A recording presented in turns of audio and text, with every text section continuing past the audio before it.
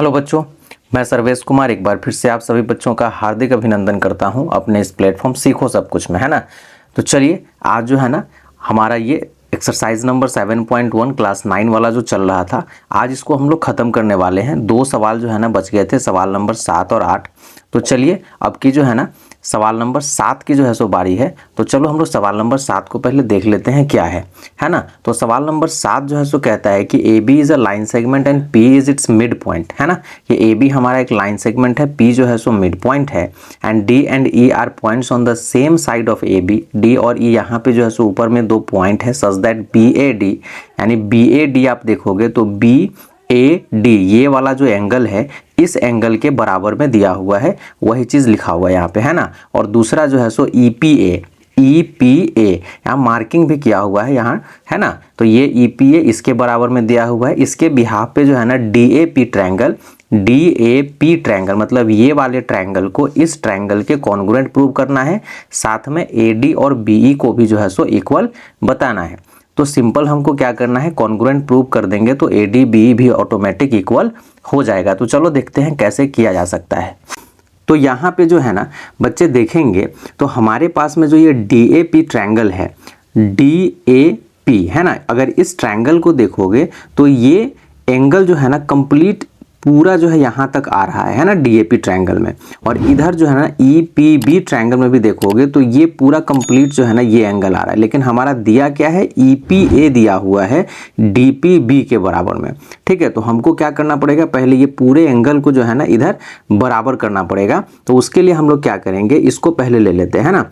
तो ये क्या है कि एंगल ई पी ए जो है ये इक्वल है एंगल डी पी बी के, है ना। ये हमारा क्या है, गिवन दिया हुआ है। अब इसमें ये जो कॉमन पार्ट है इसका नाम क्या रखोगे, ईपीडी जो है सो नाम रखोगे, है ना। तो इसमें लिख दो adding angle EPD to both sides, है ना। दोनों तरफ जो है सो अगर हम ऐड कर देंगे तो ये कुछ इस तरीके से बन के आएगा, angle E P A plus angle E P D equal to angle D P B plus angle E P D, है ना। अब जरा जो है सो देखो ई पी ए और ई पी डी, ई पी ए यानी इतना एंगल और ई पी डी ये इतना एंगल पूरा मिलके क्या बन रहा है, ये पूरा जो है ना ये वाला एंगल बने, यानी कि ए पी डी एंगल जो है सो ये आपका बन के आ जाएगा, है ना। तो इसको हम लोग क्या लिखने वाले हैं अब, angle A P D equal to angle हमारा इधर जो है सो देख लो ये वाला एंगल मिल रहा है और साथ में ये वाला एंगल मिल रहा है ना। तो इस एंगल का क्या नाम लिखोगे, ई पी बी नाम लिखोगे, ठीक है। तो यहाँ पे जो है सो हम लिखने वाले हैं ई पी और बी, है ना। तो एंगल ए पी डी आपका जो है सो यानी ए पी डी अब ई पी बी के बराबर में जो है यहाँ प्रूव हो गया, ठीक है ना।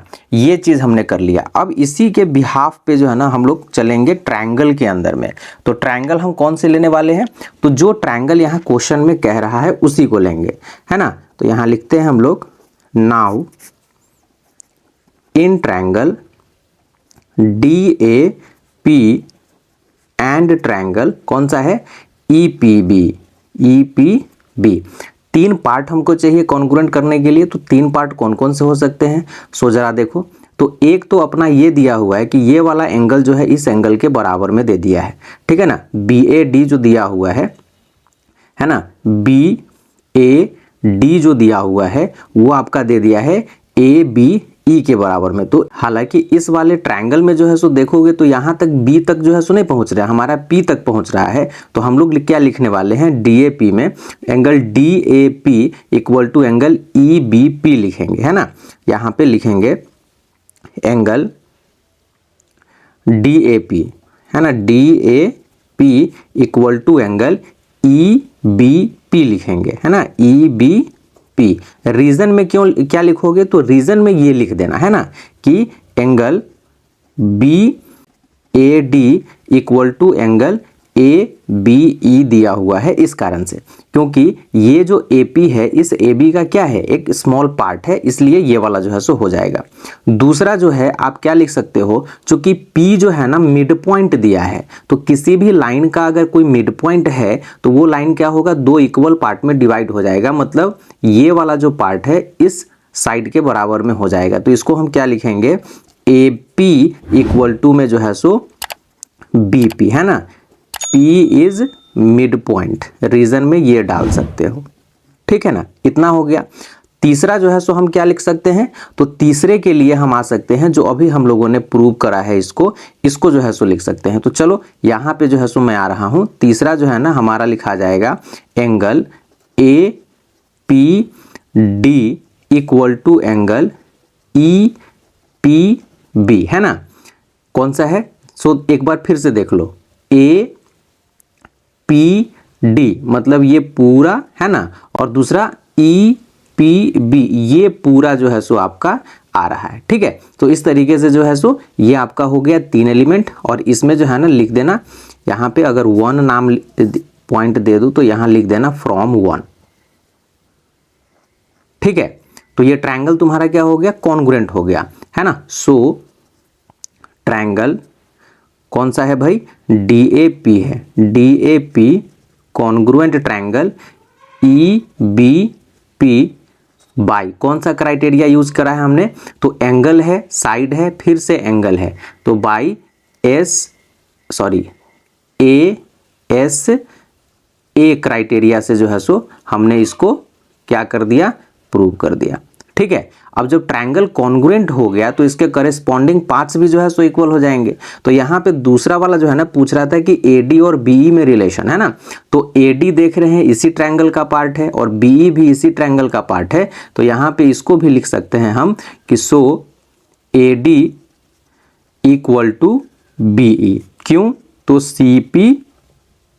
CT के आधार पे जो है ना हमारा ये काम हो जाएगा, ठीक है। तो यहाँ से देख लो, ये ट्रायंगल भी तुम्हारा जो है सो कॉन्ग्रुएंट हो गया और ये वाला साइड भी जो है सो कॉन्ग्रुएंट हो गया। इस बिहाफ पे ये जो है ना क्वेश्चन आपका कंप्लीट हो गया, ठीक है। इसी के साथ में हम लोग बढ़ते हैं अगले और लास्ट सवाल पे, जो हमारा होगा प्रश्न संख्या 8। हाँ तो बच्चों हम लोग आ गए हैं अपने अंतिम सवाल 8 नंबर पे जो है ना आ गए हैं। तो 8 नंबर सवाल को जो है सो पहले देख लेते हैं ये क्या कहता है, ठीक है। तो 8वां नंबर सवाल में देखोगे तो इन राइट ट्रायंगल ABC, देखो इसमें पहले तो देखना है कि ABC कहाँ है, ABC ये वाला जो ट्रायंगल है ये राइट एंगल्ड है, C पे यानी कि यहाँ जो है ना ये राइट एंगल बना हुआ है, M is the mid point of hypotenuse AB, और इसका जो ये AB हाइपोटेनस है उसका M जो है सो मिड पॉइंट दे दिया है, मतलब AM बराबर BM हो जाएगा। C is joined to M and produced to a point D such that DM equal to CM, और यहाँ पे DM इक्वल टू CM भी दे दिया है, ठीक है ना। D is joined two point B show that, अब D को जो है ना B से मिला दिया है और इसी के बिहार पे यहाँ पे 4 चीज़ों को जो है सो हमको बताना है कि ये काम करना है। तो पहला जो है सो AMC ट्रायंगल BMD के जो है ना कॉन्ग्रुएंट होगा, ये करना है। तो AMC और BMD यानी कि ये दोनों ट्रायंगल को कॉन्ग्रुएंट करना है। DBC जो है आपका इसको राइट एंगल प्रूव करना है, यानी 90 डिग्री बनाना है। और तीसरा जो है ना DBC ट्रायंगल ACB, तो DBC ये वाला जो ट्रायंगल है सो और ACB ट्रायंगल दोनों को कॉन्ग्रुएंट बताना है। और CM equal to half AB जो है सो करना है, तो CM equal to half AB आपको बताना है। यही काम जो है सो इस क्वेश्चन में है। चलिए देखते हैं कैसे होगा, ठीक है। तो हमारा जो पहला काम है AMC कॉन्ग्रुएंट करना है BMD को, तो हम लोग डायरेक्ट इसी में चलते हैं, है ना। तो in triangle AMC and triangle BMD, है ना, इसमें चलेंगे तो अपने को क्या चाहिए, 3 पार्ट चाहिए कॉन्ग्रुएंट करने के लिए। तो वो 3 पार्ट क्या हो सकते हैं, तो इस पिक्चर में देखो मैंने यहाँ पे मार्किंग ले रखा है। वो क्या दिया हुआ है कि ये AM बराबर जो है ना BM दिया है, ठीक है ना। तो अगर हम AMC में चले, AMC में, तो इसमें जो है सो हमारा आ जाएगा AM, ठीक है ना, और इसमें अगर आ जाए तो यहाँ पे आ जाएगा BM, ठीक है ना, BM ये चीज़ दिया हुआ है, ठीक है। तो यहाँ पे लिख देना सिंपल गिवन लिख देना, है ना। यहाँ पे देखोगे ये दोनों लाइन एक दूसरे को काट रहा है, तो ये वाला जो एंगल है क्या इसके बराबर में हो जाएगा? बिल्कुल हो जाएगा। तो इसको क्या लिखोगे? तो angle AMC equal to angle BMD, है ना। क्यों? तो ये वर्टिकली अपोजिट एंगल्स हैं, ठीक है ना। इस कारण से जो है सो ये दोनों बराबर हो जाएंगे। और तीसरा जो है ना, ये भी दिया हुआ है कि यहाँ DM बराबर CM भी दे दिया है, ठीक है ना। यानी कि ये DM बराबर CM, तो CM इक्वल टू DM जो है सो हम लोग ले लेते हैं। CM इक्वल टू DM, ठीक है ना। ये भी आपका क्या है? गिवन है, ठीक है। यहाँ पे AM इक्वल टू BM जो आपने लिखा है, यहाँ गिवन की जगह पे M इज मिड पॉइंट भी जो है सो लिख सकते हो, मैंने यहाँ पे लिख दिया हुआ है, ठीक है। तो इस तरीके से तीन चीज मिल गया, साइड मिल गया, एंगल मिल गया, साइड मिल गया, है ना। तो so triangle AMC congruent triangle BMD by कौन सा क्राइटेरिया? तो साइड एंगल साइड क्राइटेरिया से आपका ये वाला काम जो है सो बेटा हो गया, ठीक है ना। अब दूसरा जो है सो कह रहा है, ये पहला काम आपका जो है सो हो गया। दूसरा कह रहा है कि DBC को 90 डिग्री प्रूव करके बताओ। तो DBC पहले देखो कि है किधर। तो ये वाला एंगल है DBC, इसको बोल रहा है 90 डिग्री प्रूव करने के लिए। ये ऑलरेडी 90 डिग्री दिया हुआ है, ठीक है। तो इसको कैसे करोगे? तो अगर यहाँ पे जो है ना इस दोनों ट्रायंगल को हमने जो है सो कॉन्ग्रुएंट किया है, तो क्या इसके बिहाफ पे हमारा ये जो एंगल है ये वाला, क्या इसके जो है सो बराबर में होगा? पूछोगे क्यों, है ना। क्यों बराबर में होगा जल्दी बताओ। कुछ रिलेशन जो है सो दिख रहा है, तो ये तो CPCT से सिंपल जो है सो बराबर हो जाएगा, है ना। तो यहाँ पे लिख सकते हो कि एंगल, इसका नाम क्या लिखोगे? तो इसका नाम लिखोगे MAC, है ना। एंगल MAC इक्वल टू में जो है सो लिख सकते हो क्या चीज? MBD, है ना। MBD, ठीक है। क्यों? तो ये CPCT के आधार पे जो है ना ये आपका जो है सो इक्वल हो जाएगा। लेकिन इसको अगर जो है सो हम लिखना चाहें तो एक और नाम जो है सो लिख सकते हैं इस MAC को क्या हम BAC लिख सकते हैं? एंगल BAC इक्वल टू में इसको जो है सो MBD को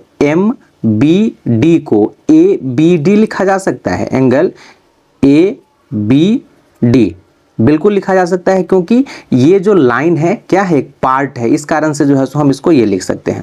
अब इसको लिखने का क्या मकसद है कि अगर देखेंगे तो अब जो है ना इस ये वाला जो लाइन आपको दिख रहा है, इस AB और AC लाइन के बीच में क्या है? ये एक ट्रांसवर्सल का काम कर रहा है, ठीक है ना। अब ट्रांसवर्सल का काम कर रहा है और यहाँ पे दोनों एंगल चूंकि इक्वल है ना, तो इन दोनों में जो है सो क्या रिलेशन बनेगा? इन दोनों में जो है ना रिलेशन बन जाएगा अब क्या चीज? तो ये पेयर ऑफ अल्टरनेट एंगल्स का, है ना।